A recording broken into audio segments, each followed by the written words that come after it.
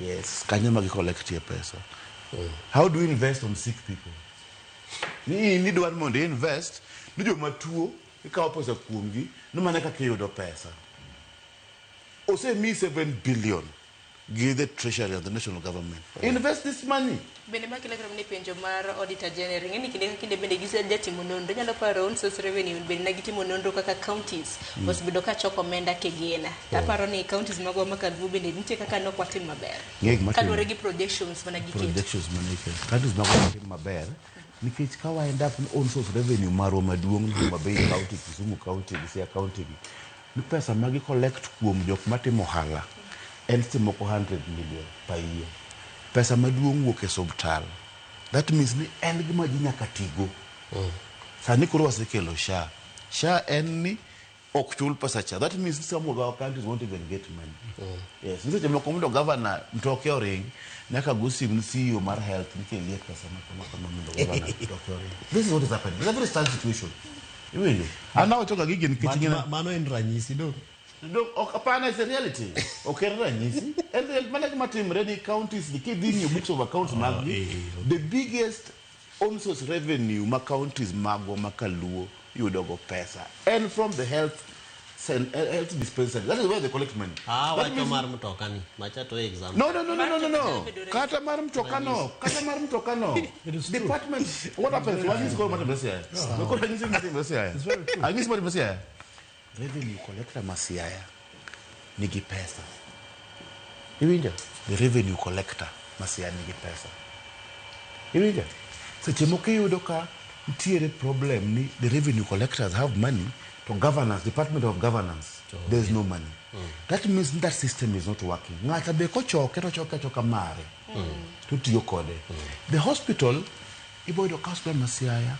Seche makuro do teach poko chul Siaya.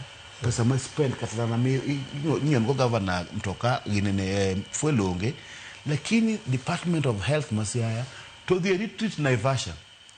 How can they go for retreat Naivasha sama onge pesa a governance department? That is the revenue matot work sector market county maset og sani bendo wangi na chidna de makoni kod kocha osibedo ka kelo iwacho na chidna de osibedo ka kwako sector market bendo county maset nganye mar lakteche tije manyawawa mabene menyiso yes because the thing is ni ngeni gomotimore ni county onego bed health department is devolved onego bed ni chulo daktache kande problem en budgets are not implemented well. Makarata ni as people go benendi ko ngat mulungo nyamoya. Ngona nyise ni winjo gimatimre in a controller of budget Siaya. Officially ni county assembly Siaya kanyo sedo. Yes. Get me right? No, yeah. The controller of budget is in charge of that budget. Ni budget manawakado kaka county government Siaya. Is it being implemented to the letter? How comes ni jok makao loans Siaya kaka koro nyawa manene jok ma complain go giwacho ga pesa mo ngade gi NSSF o ngade gi SHA to ngade gi nyaka loans ok bed remitted. That means ni a budget to ne waketo pesa go nego bed remitted seche makore ngado gi to gi bed remitted. That means ni ngato divert pesa go. That is why iyudo ka moko jomo setiyo on source revenue collector subtal kacha joko tiyo ba pesa yud lakini ko sechope agulu tokoro wami jo teach bende invest environment bilano ngata madwa invest environment bilano nako par diriyo nto kamunti deni iguma gwanda wacho mar Yala Swamp. Can you assure an investor niko biro Yala Swamp this time so there will be no political interference?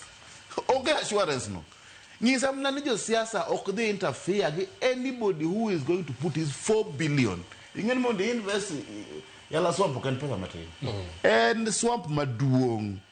An investor Munego Benudi Yala Swamp must demonstrate they can be able to raise at least 5 billion to 10 billion shillings. That is the much you have to invest in that thing. I think the country must makawuni manchire rameni marwani kichikalu recorda investment forum mabende the investment conference mabende the egwenge gonya korunga juwa kata kamano gwenge mamoko karamna ko program na ikaluo ginto investment forums magi osebede machal nade kini mabende giyo jokitimondo ko ono sewuok kanyo jopinya winjo wega mane angena gwanda hinchire koda